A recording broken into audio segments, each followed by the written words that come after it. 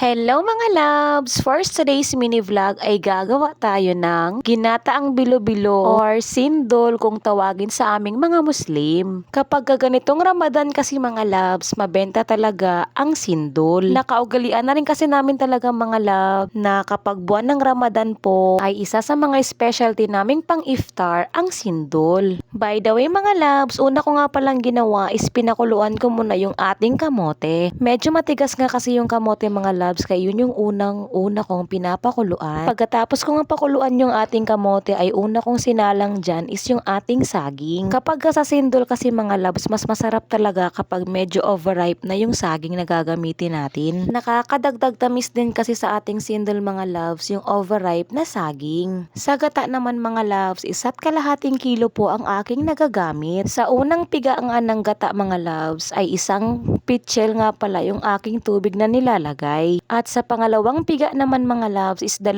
pitchel po na tubig ang aking nilalagay. Pero nakadepende pa rin talaga sa inyo mga loves kung gaano kadami ng sabaw ang inyong ilalagay. Since tinitinda ko yung sindol na aking ginagawa dyan mga loves ay medyo dinamihan ko ng konti yung sabaw. Mas masarap kasi mga loves kapag medyo madaming sabaw yung ating sindol na gagawin. So, ayun na nga mga loves, pinaghalo-halo ko na nga pala dyan yung mga recados na aking gagamitin. Kamote, nangka, mais at sago. Sa paglalagay naman ng sago mga loves, medyo dinadamihan ko talaga siya dahil nagaganahan akong tingnan. Naglagay nga rin po pala ako dyan ng natak mga love. Hindi ko nga lang talaga alam kung ano bang tawag ng natak sa Tagalog.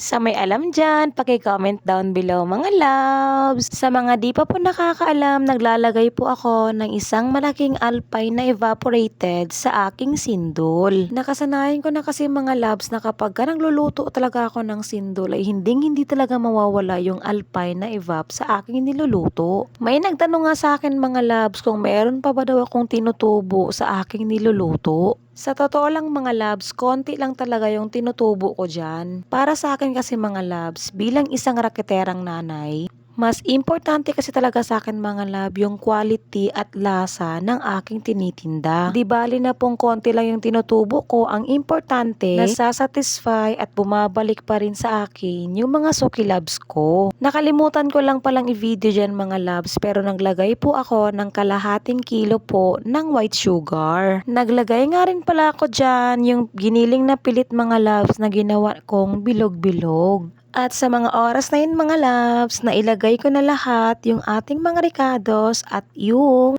unang piniga natin na gata. So ayan, tingnan nyo naman yung kinalabasan ng ating sindol mga loves. Ay guarantee yung mga loves, matamis at masarap po yung aking sindol na gawa sa aking pagmamahal.